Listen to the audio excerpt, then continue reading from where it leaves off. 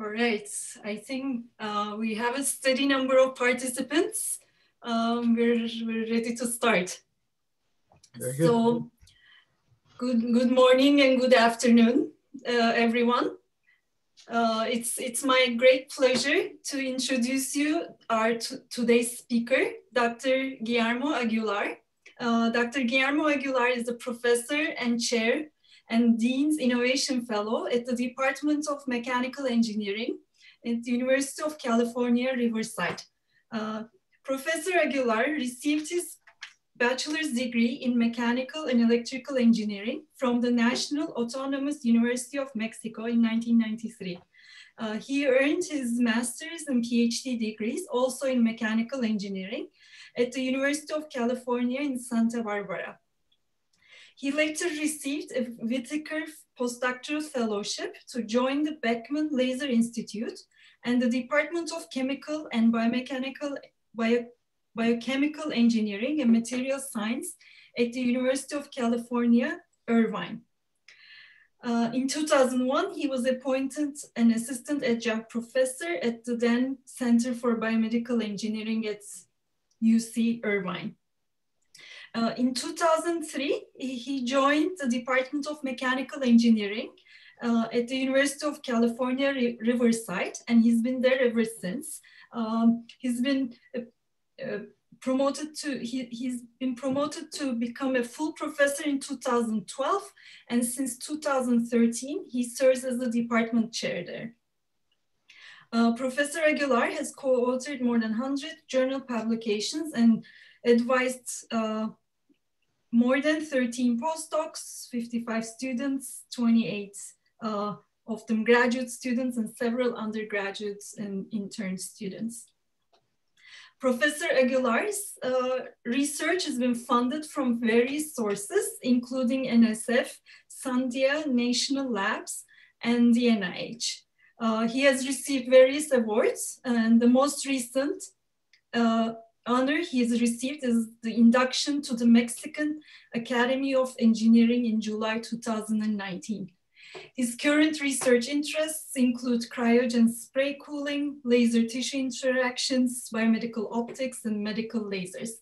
So we're very happy to have you, Professor Aguilar, and looking forward to your talk. So I'll stop sharing my screen so you can start sharing your presentation.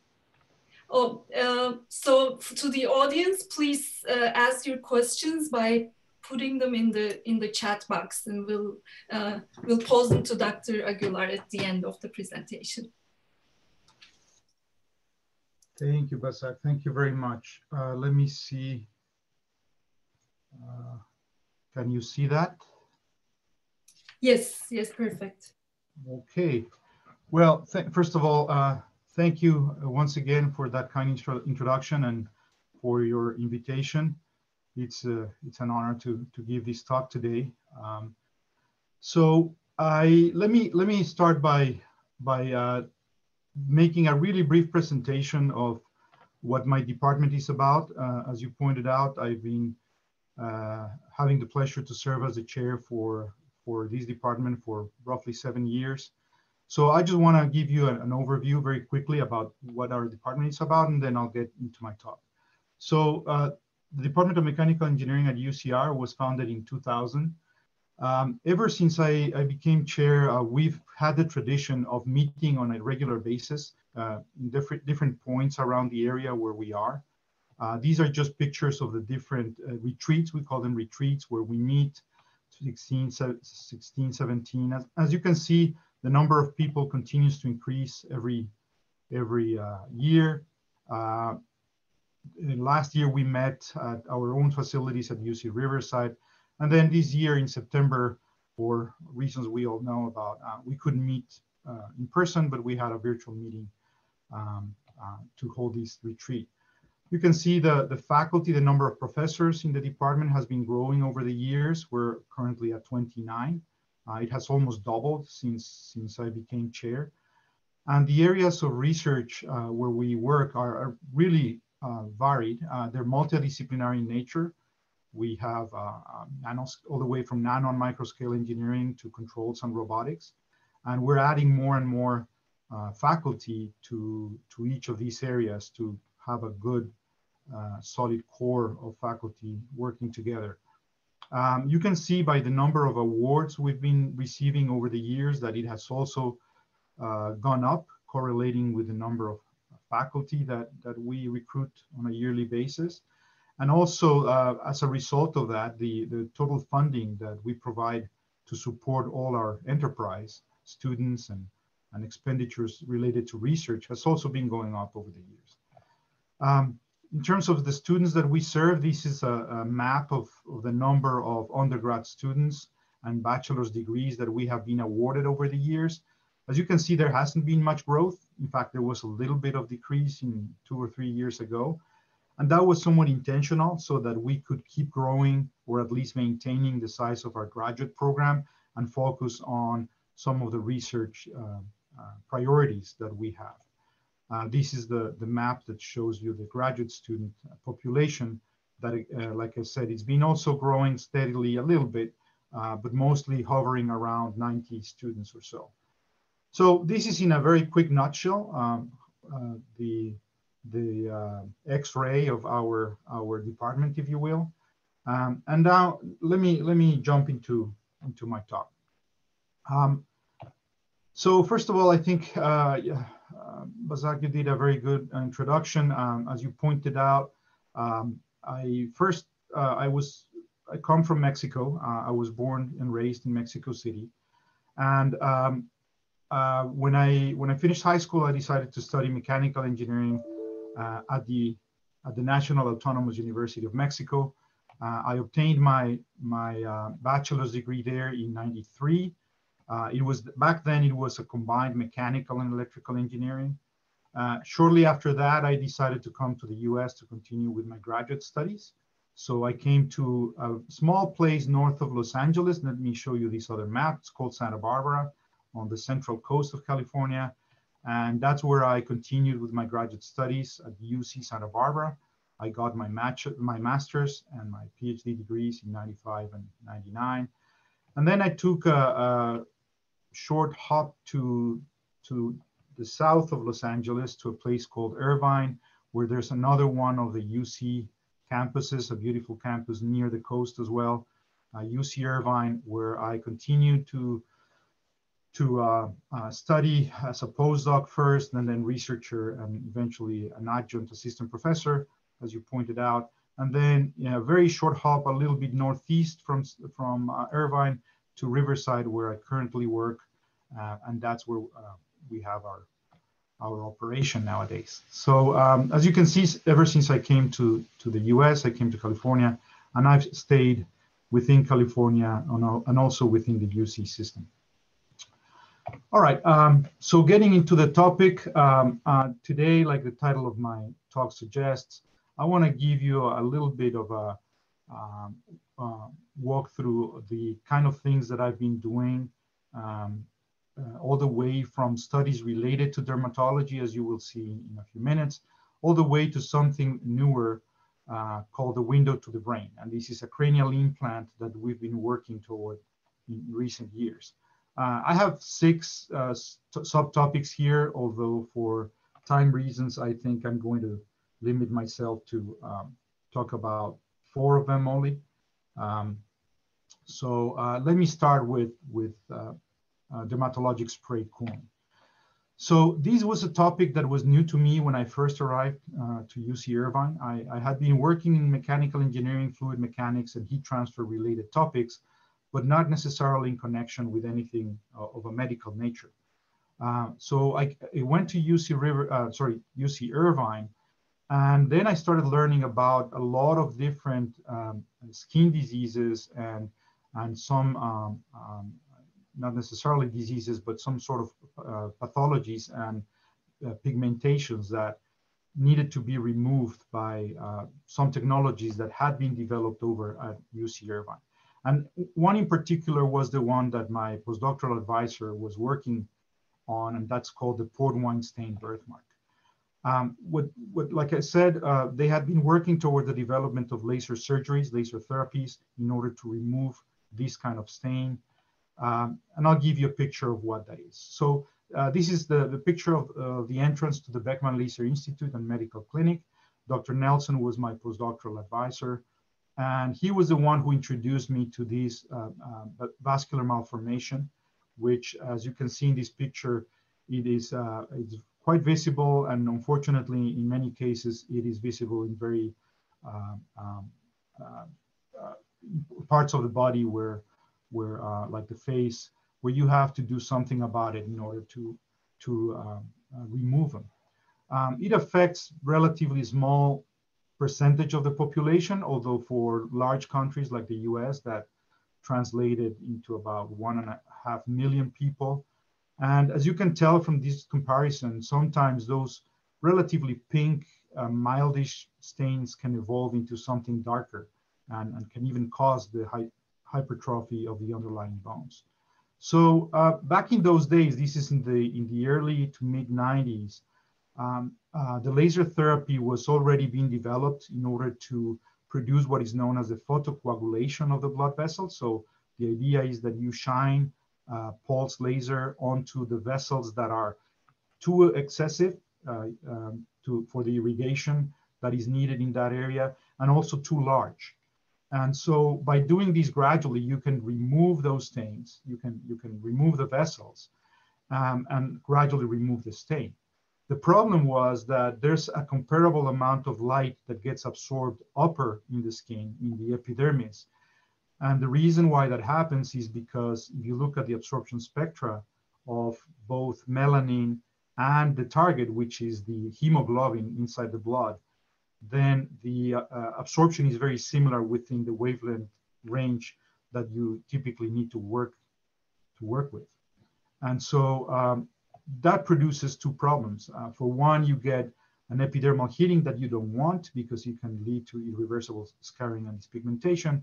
And on the other hand, you end up delivering less light where you need it, which is down in the blood vessel bed.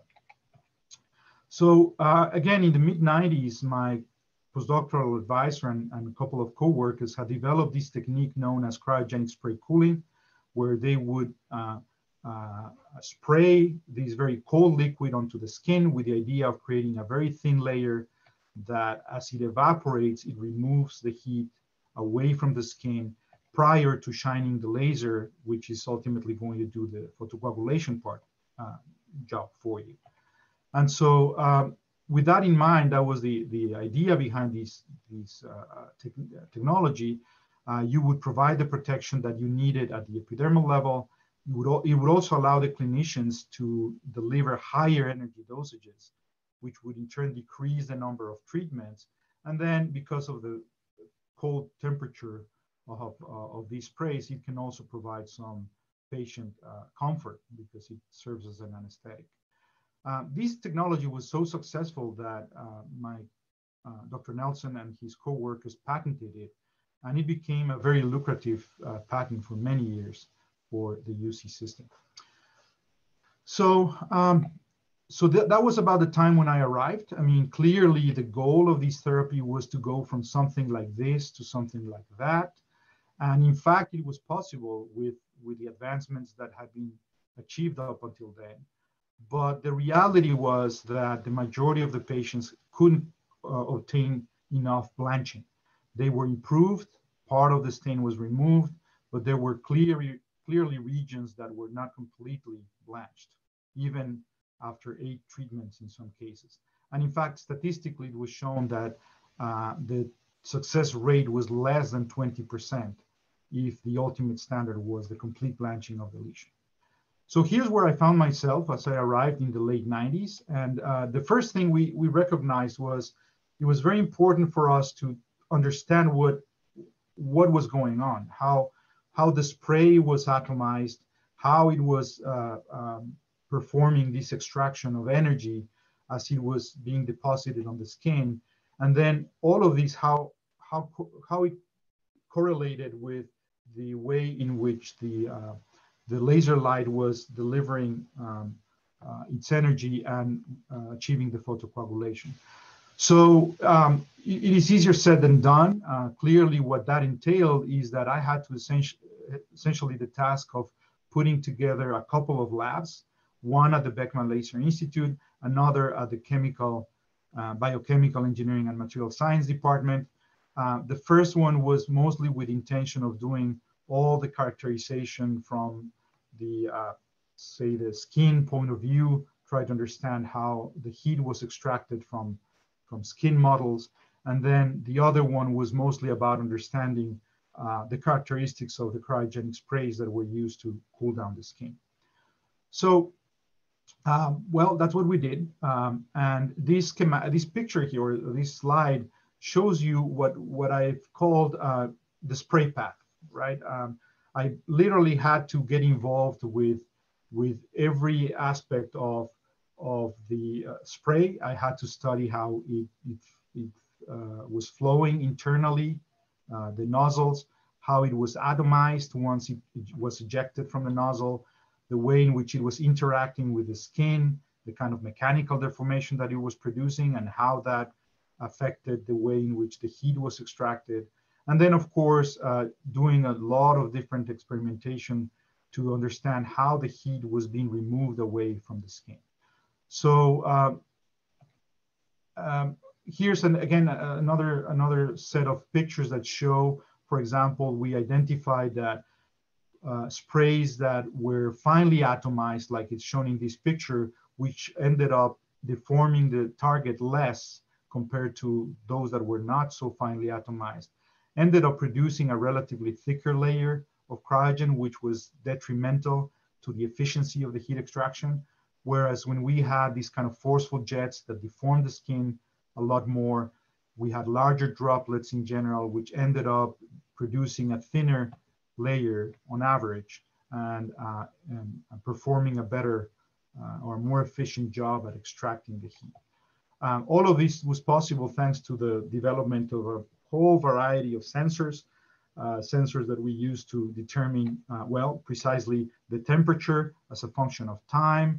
And then from that, we could compute what the heat flux was also as a function of time for a variety of spray conditions, meaning different spray durations, different distance away, distance from the skin surface to the tip of the nozzle, etc.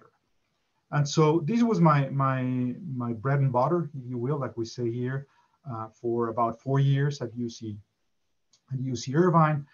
But then my time came to move to Riverside in 2003, where now I had the task of developing, well, my own lab.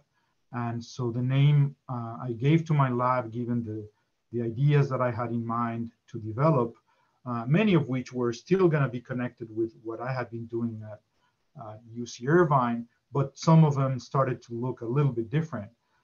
So that lab was called the Laboratory of Transport Phenomena for Biomedical Applications. It literally was just an empty space that required, first of all, a lot of cleaning. So the first thing I did was to recruit some students to help out with the cleaning and the setup of new equipment. So here we are with one of my first PhD students setting up a phase Doppler particle analyzer system that allowed us to characterize sprays. Another one of my students who came up with a system to look at the droplet impact, so we could isolate the mechanical effect of a single droplet impacting on different kind of surfaces, and then also understanding how it was extracting heat. And then another one of my early PhD students setting up this optical system, again, for the purposes of characterizing sprays. So that was sort of the chronology of how the setup of my lab took place. I want to tell you a little bit about one of the tangential studies that resulted after we had done quite a bit of that lab setup, and that was something related to the percutaneous drug delivery of relatively large molecules that were enhanced by what we call the cryopneumatic technology. And this was a work we did with a small company up in the Bay Area here in California, who was developing this kind of technology, hoping to, well, sell some devices that would allow to deliver drugs through the skin. The motivation for that, well, you can read here, there were plenty of them, mainly to avoid the drug degradation that takes place in the GI tract, and also to deliver drugs more locally, which are often more necessary, especially to treat some skin conditions.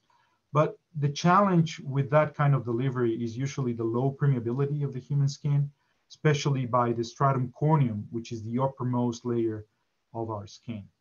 And so by that point in time, we had been working enough with the cryogenic cooling and with the laser heating, and we recognized that what would be possible was to use that the changes in the mechanical properties of the skin that are induced by that very cold liquid spray, and then use something we have been working with for different purposes, a small suction cup, only to produce micro cracks in the stratum corneum that would in turn serve as express channels for the delivery of these drugs.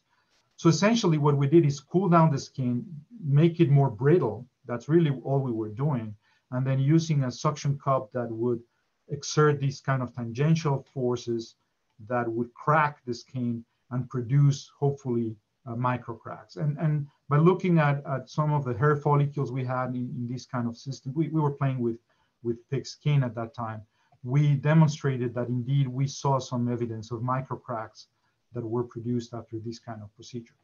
So what that allowed us to do was to test a lot of different drug surrogates and use some fluorophores, FITC typically, to determine how deep they penetrated into the skin.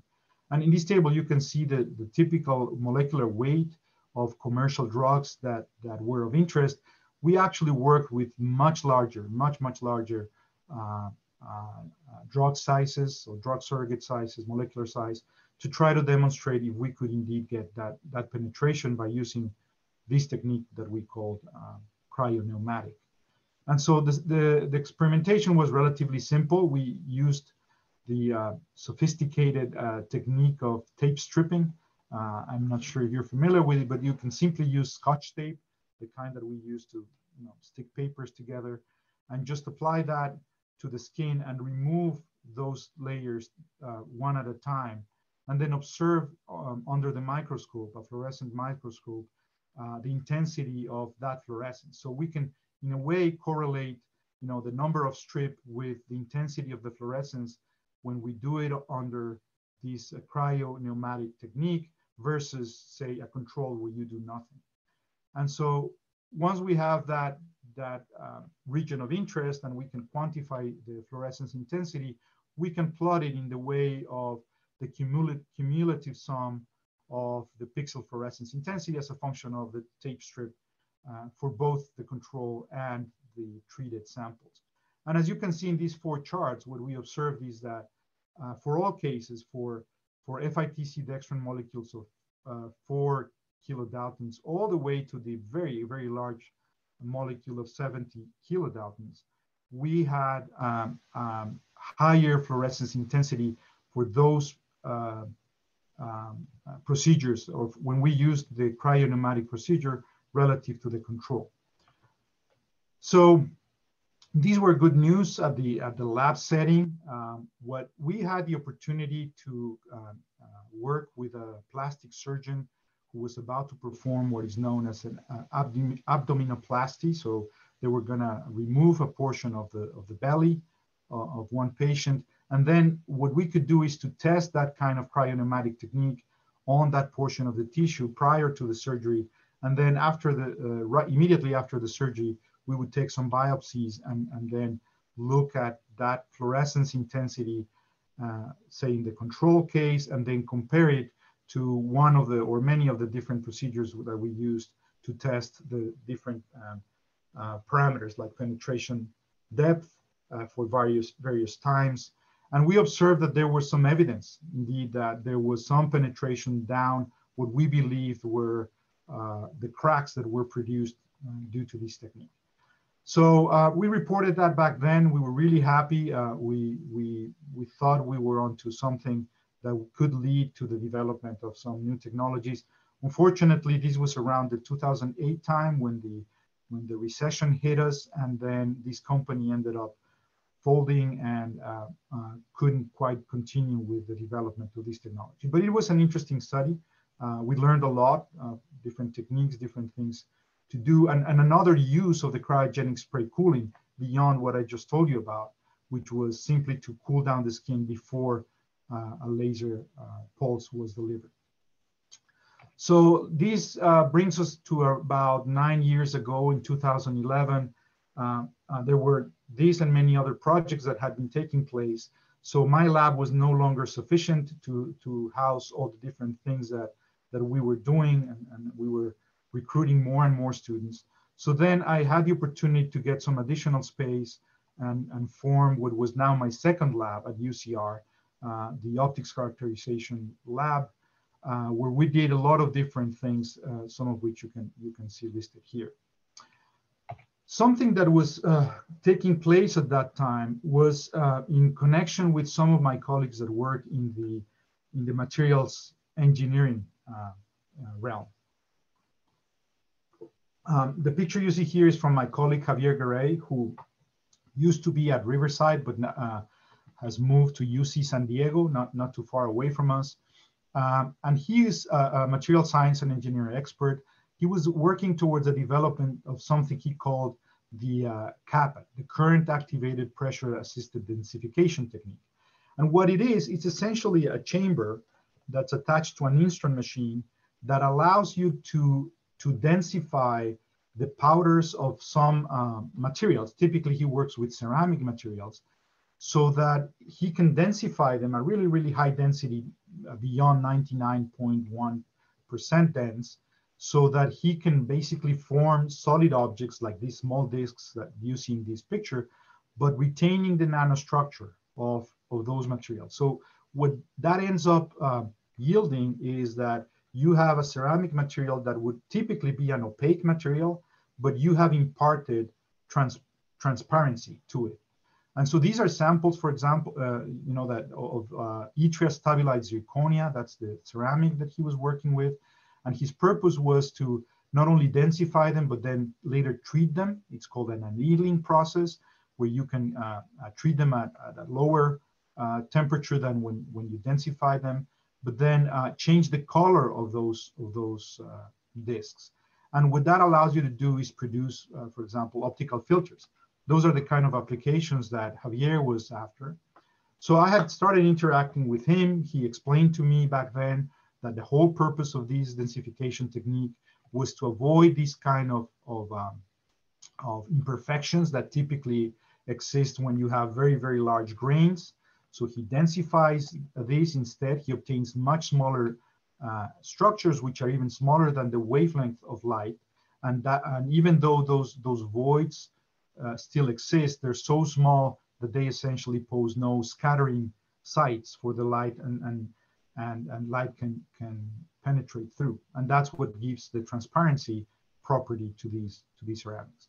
So what we did together was essentially, with the help of some of our lasers in my lab, we characterized the transmissivity, reflectivity, and the absorption of these different zirconia materials, simply to report how the optical properties varied with different annealing times, right? But I recognized this was a very interesting material because I knew zirconia is used in many biomedical settings.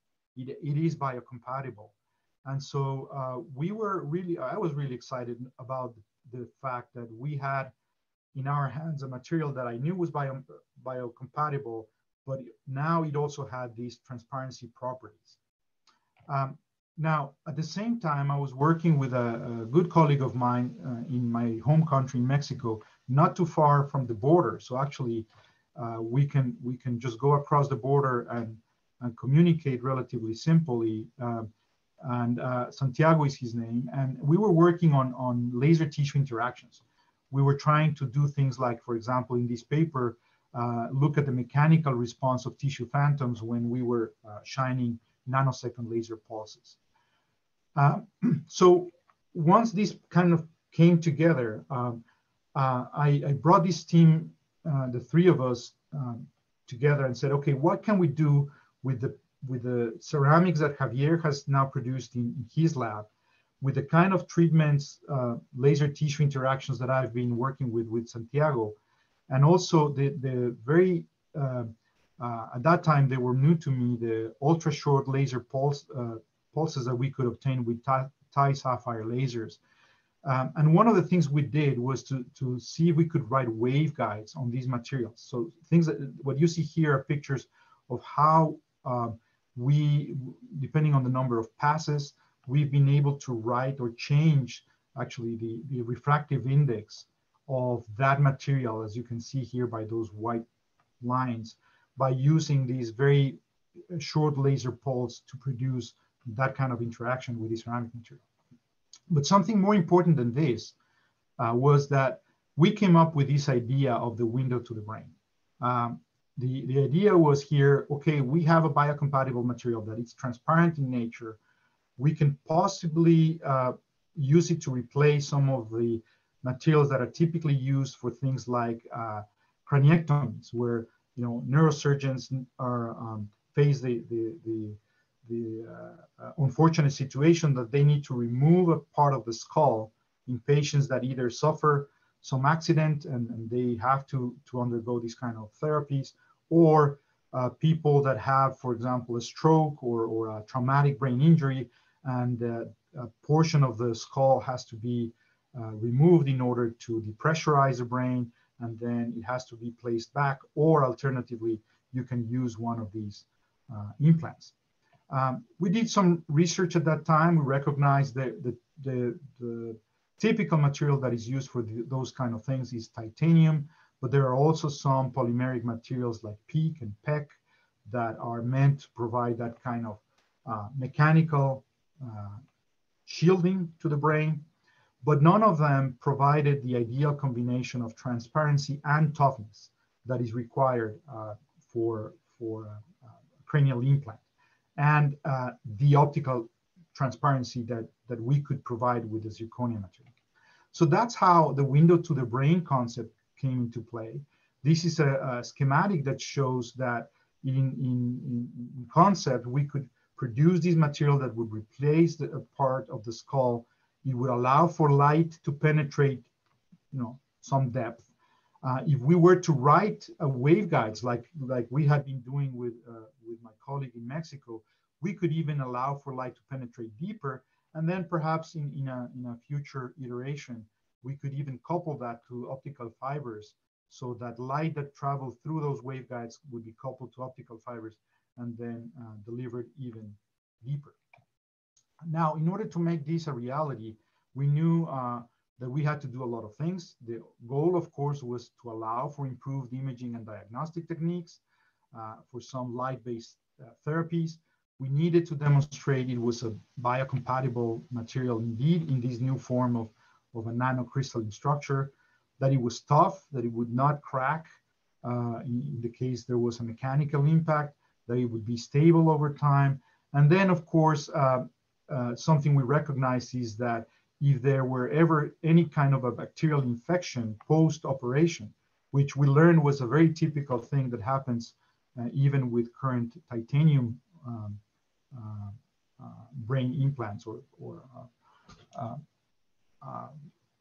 after the craniectomies, then that we could take advantage of the transparency of the implant to deliver light and mitigate that bacterial growth.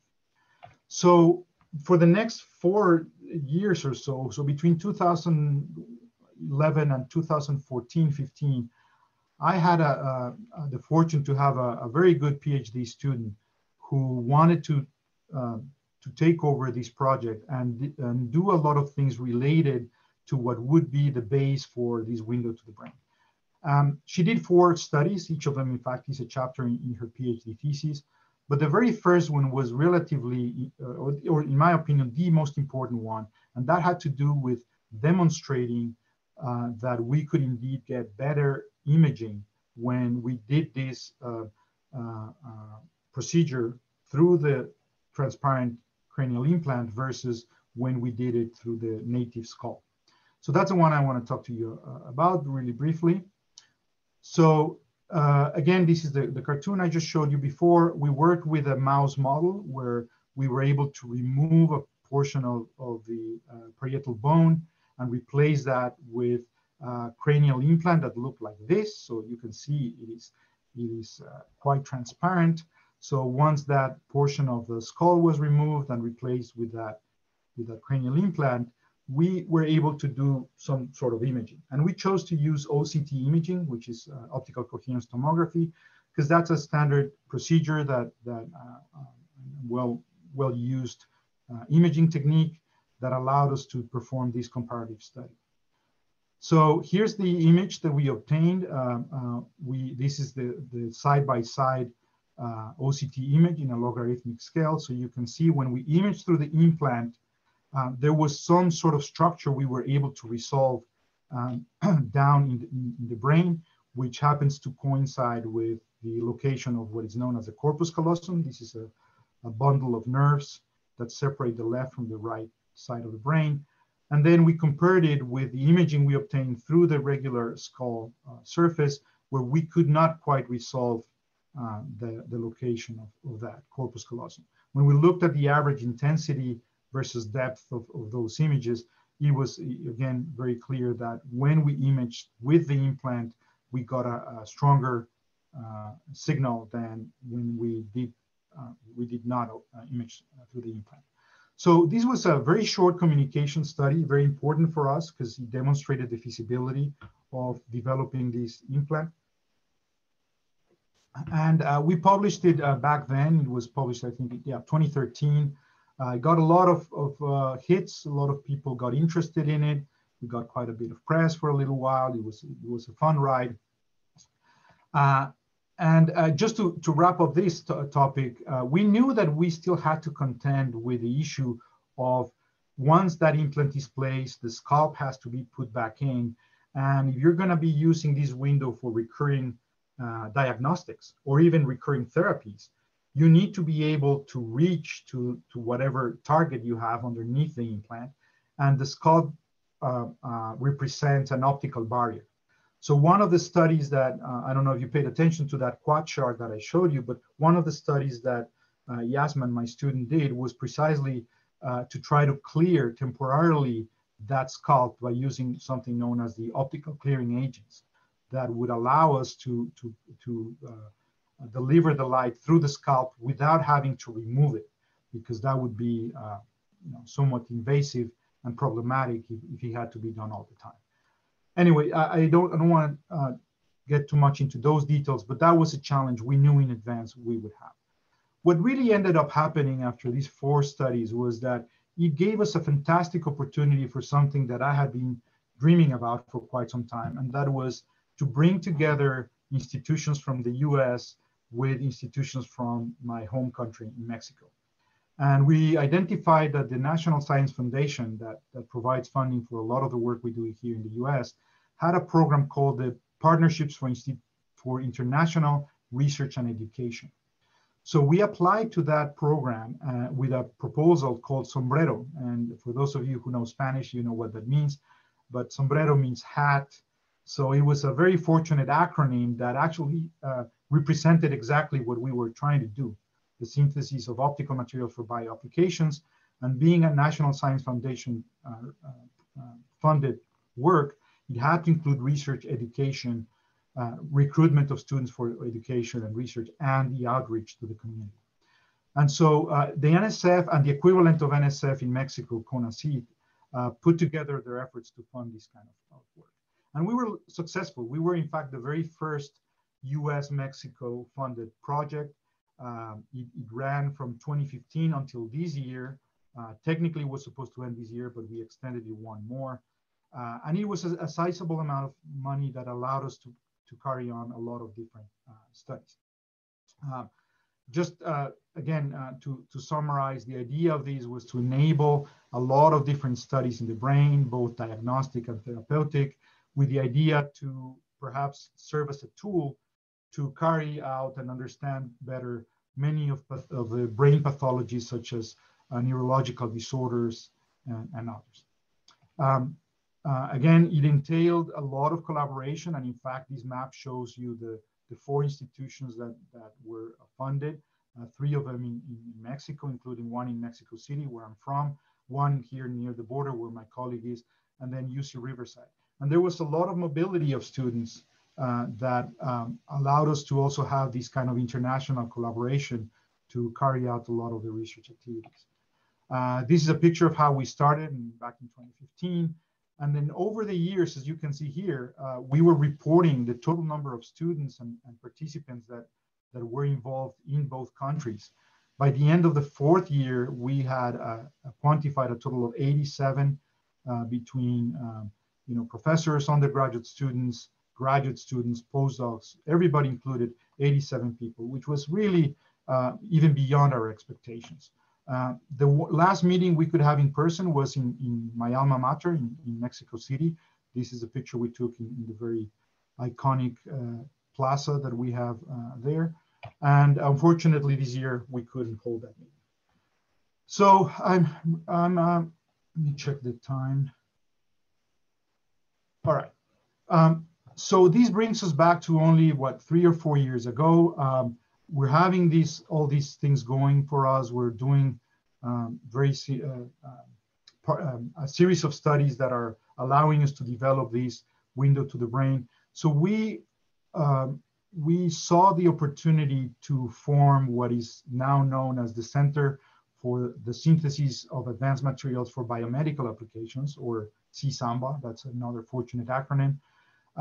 So that we could take advantage of this boost in support that we got from the National Science Foundation and other federal agencies to continue to the development of this cranial implant, but also study other things related to biomedical or materials for biomedical applications.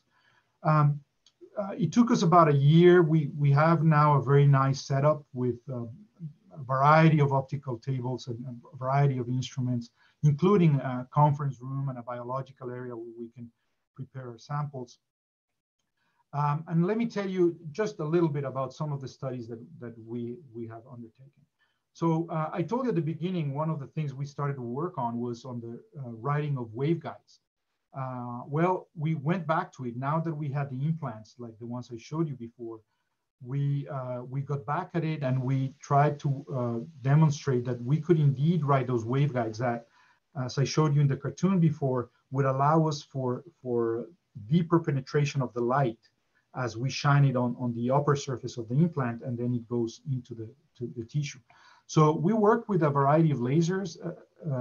We settled on one in particular that is really powerful, and I still have that laser in my lab, where we could allow, we can have, say, up to 300 passes and gradually write those waveguides that we showed could deliver light with relatively little attenuation. These were the kind of ideas we have in mind of writing parallel waveguides, or perhaps even a manifold of divergent waveguides to amplify the region of interest underneath the implant.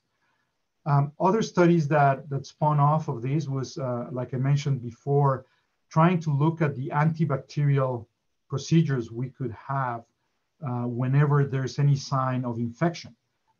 Our neurosurgeon who collaborates with us in this project tells us that, unfortunately, in at least 30% of the craniectomies that he performs, they have some problems with infection. And the problem with infection in the brain is that, because it is protected by what's known as the blood-brain barrier, it is very difficult to deliver antibiotics that will take care of the bacteria.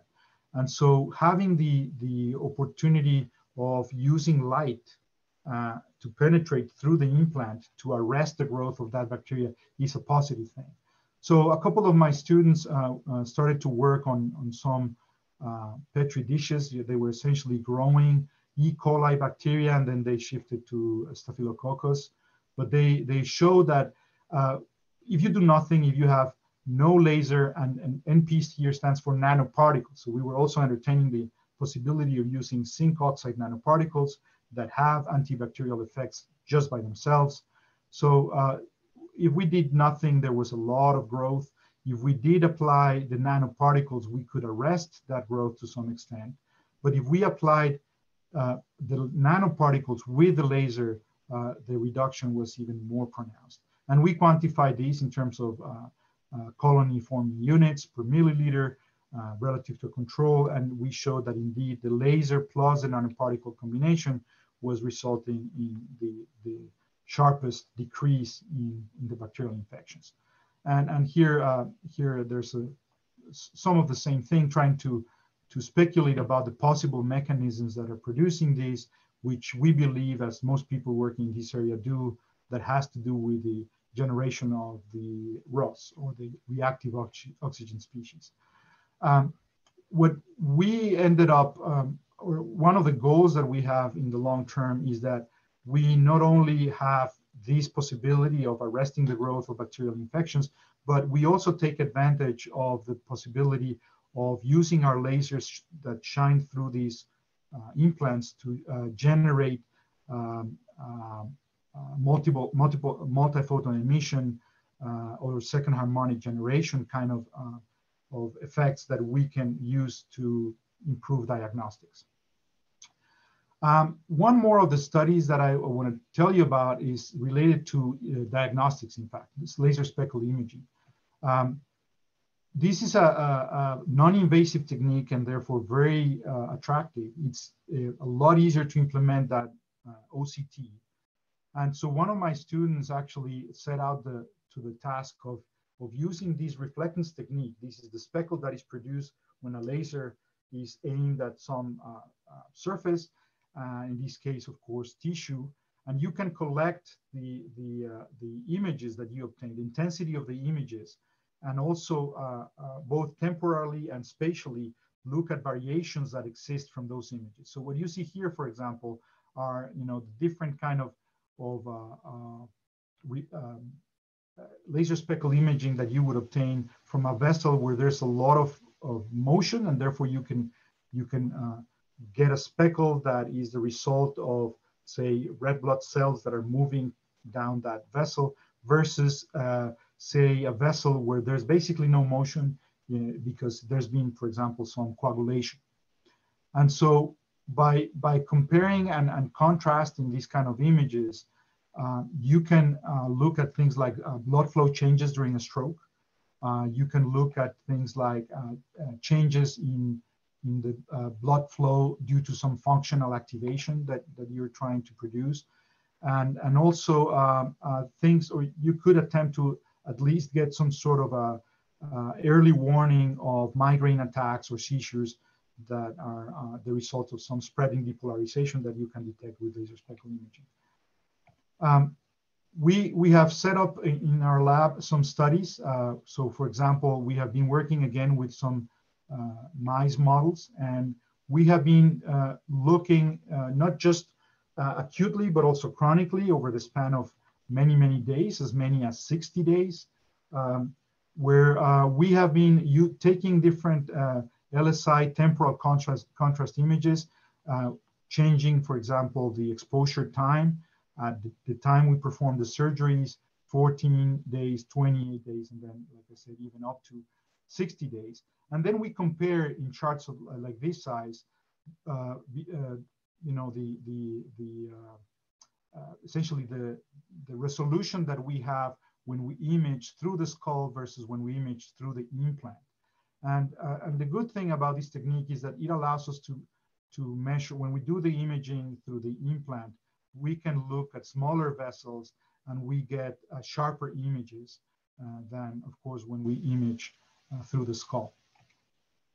The other thing, like I said, we have to address was the opacity that the scalp presents. Once it is placed back, we have that layer that is now going to be an optical barrier. But through the optical clearing agents that I mentioned before, we can obtain some transparency. So for example, this set of pictures show you, well, this is a regular image, intact before anything is done. Then once the skull has been removed, of course, we have access to the blood vessels right here. Then when we put the implant, we can also continue to see the blood vessels. But then when we put the scalp back, again, we lose a little bit of the resolution and transparency. So with the use of these optical clearing agents, we've been able to assess what's the best window of opportunity to make this imaging, and determine that is right around 20 minutes after the application of this clearing agent that we can obtain the best possible resolution and observe indeed some of the blood vessels underneath.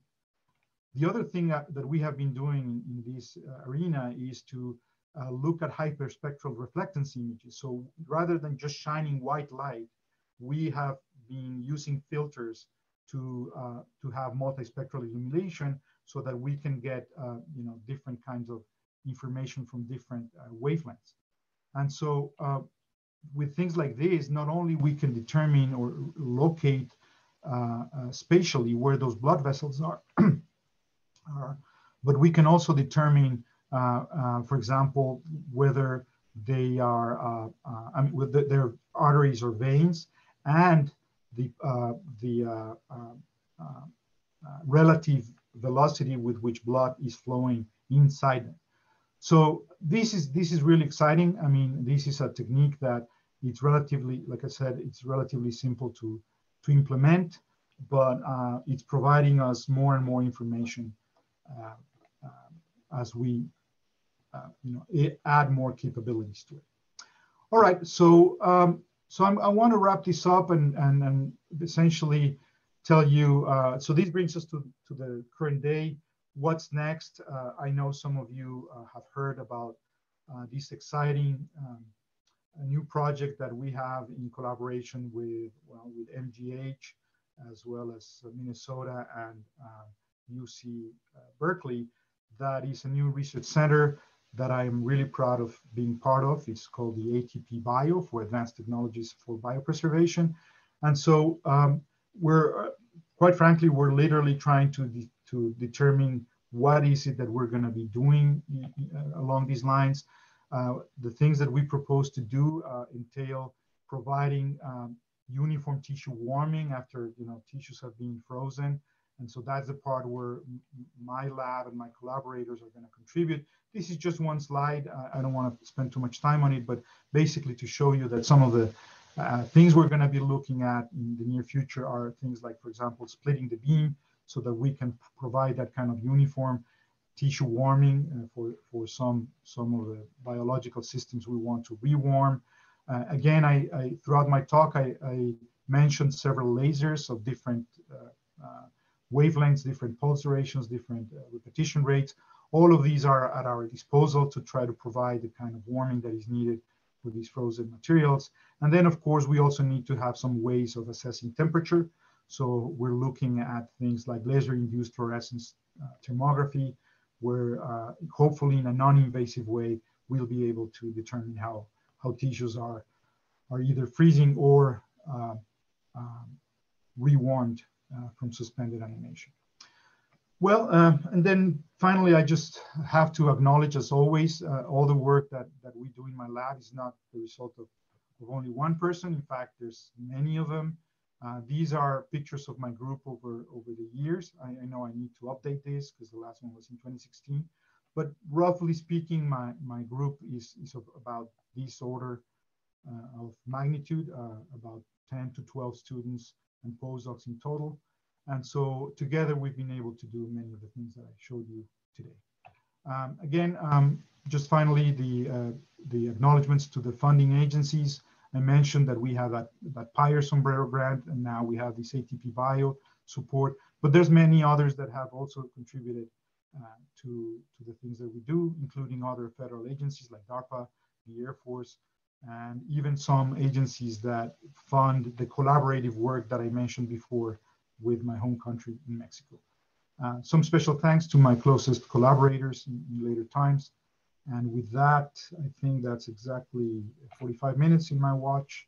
I thank you for your attention, and I'm happy to answer any questions. Thank you so much, Guillermo, for that fantastic talk. We have a couple of questions from the audience in the chat box. The first one asks, could you please more elaborate on how you use laser to clarify the transparency of Y as Z? Oh, let me. When you were talking about making sure those ceramic materials are transparent enough to allow penetration of the laser. Yeah, I guess that goes back to this slide, right? I think so. Yeah, so look, first of all, let me very clearly say this is not my work. This is the work of my colleague, Javier Garay. He's the materials expert.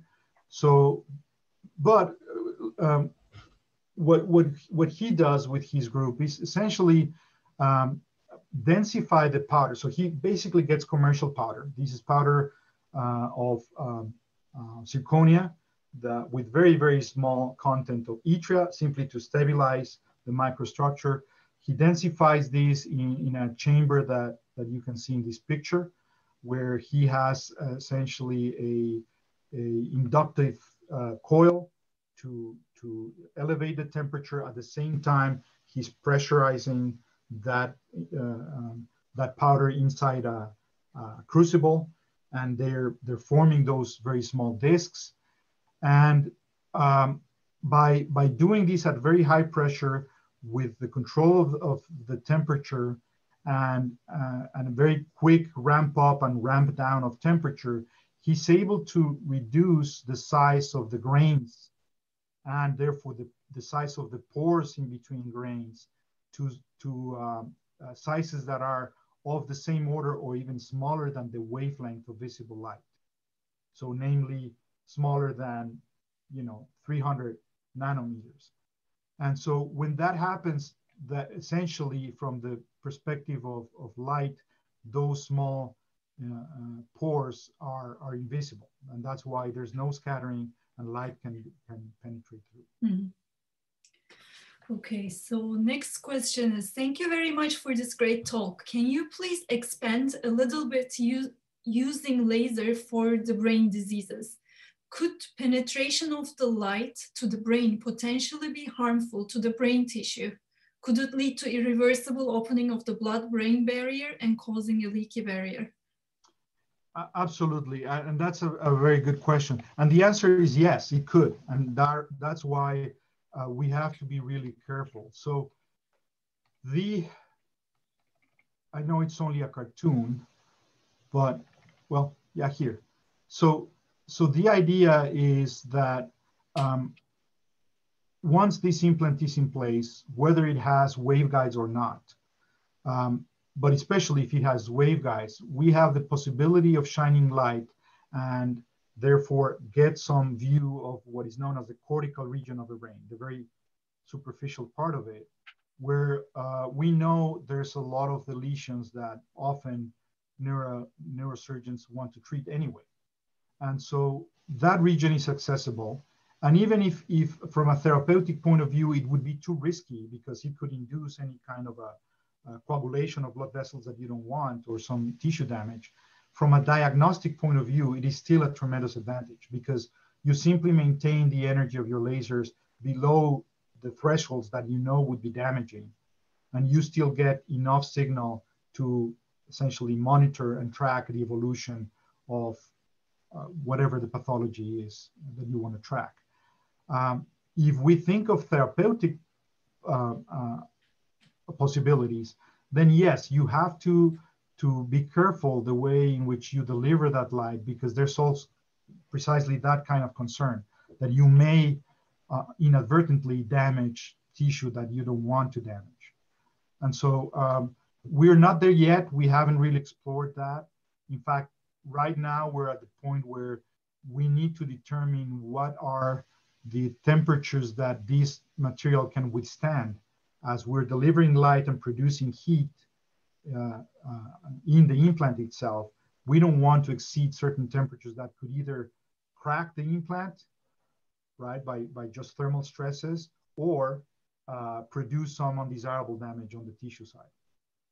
But we haven't gotten there yet.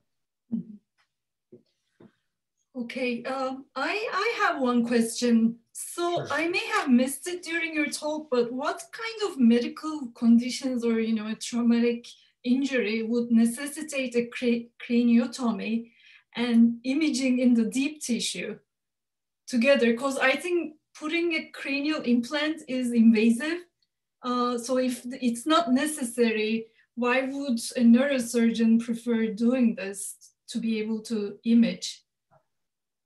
Well, so think of, say, a brain tumor. Mm-hmm. That in fact is probably the one application where we will concentrate the most. So, you know, if there's a brain tumor that at least has a region near the cortical region, right? So a neurosurgeon is forced to perform a cranectomy, remove part of the skull, remove that tumor to the extent that he or she can, but then inevitably there's going to be some cancerous tissue that they leave behind, right? It's almost always impossible to remove totally the whole tumor. And so now the question is, how is that remnant cancerous tissue going to evolve over time, right? So the advantage of using a material like this would be, okay, now you have a transparent cranial implant that you can have access to, and over time look at the evolution of that remnant cancerous tissue. If it's not growing or not growing significantly, or not, if there's no sign of an anomalous growth, then you can probably leave it like it is. But if it's growing too fast, then they can detect that on time, and then they can perform some corrective measure.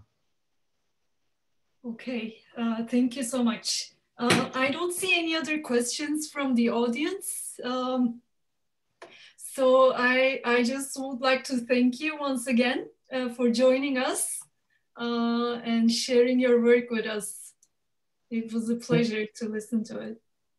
Thank you, Bazak. Thank you. And once again, thank you for this kind of invitation. I enjoyed it too. Yeah, thanks to our colleagues in Sabancı University. Okay. All right. Thank you so much. All right. Have a nice day. You too. Bye-bye.